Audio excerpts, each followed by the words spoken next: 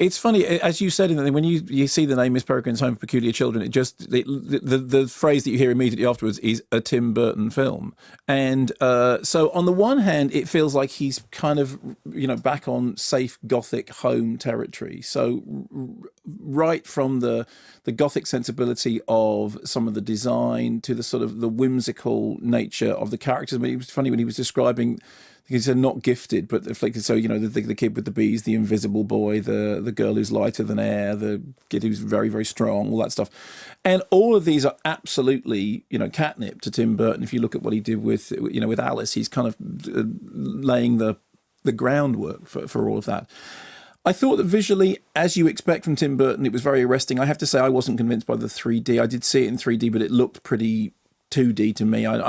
This may just be me. It may be the circumstances under which I saw it. I didn't feel like I needed to see it in 3D. It wasn't particularly 3D. And it was also problematic because in all the stuff which is happening in inverted commas present day, the tone of the screen is so grey, so murky, so that as we get into the other sections, that's when colour comes in. It's as if we go through the looking glass. It's as if we go down the rabbit hole.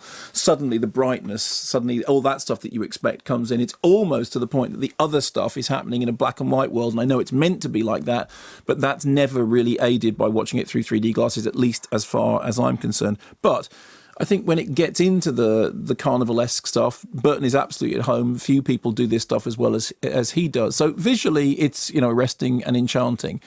I have to say, narratively, I think it's less certain. I think Jane Goldman is a very, very good screenwriter, and I think that she's attempting to pack a lot of very complicated ideas into this. But there are times when the narrative becomes as confused as the central character, in which it sort of meanders back and forth, and it goes from being madcap to just muddled in certain scenes, which I think is slightly a problem.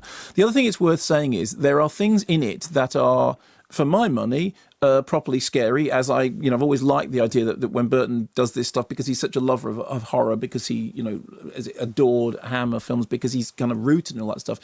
When he does stuff that is scary, and there are a couple of scary things in Beetlejuice which people forget about, but there are, when you have these central creatures, the Hollows, who look for all the world like kind of, Slender Man with teeth, they are properly disturbing. There's also an awful lot of eyeballs, stuff with eyeballs. Well, like he says, he's obsessed with eyes. Yeah, exactly. But in this case, actually with eyes, rather than big eyes before when it was to do with painted eyes, in this case, eyes as in eyeballs.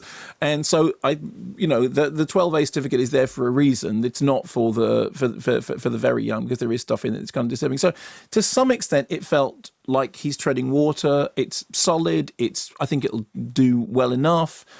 It's not up there with Big Eyes for me, which I thought was a more interesting and more adventurous film. But for me, Burton's best films have always been that sort of work. I mean, I still think that Ed Wood is his greatest film. And of the stuff which is slightly more madcap, Mars Attacks is the one which I would always go back to. But I think it's slightly muddled, slightly confused, but carnivalesque in a way that just about sees. I mean, the whole thing, it's a ghost train ride, isn't it? Both metaphorically and literally.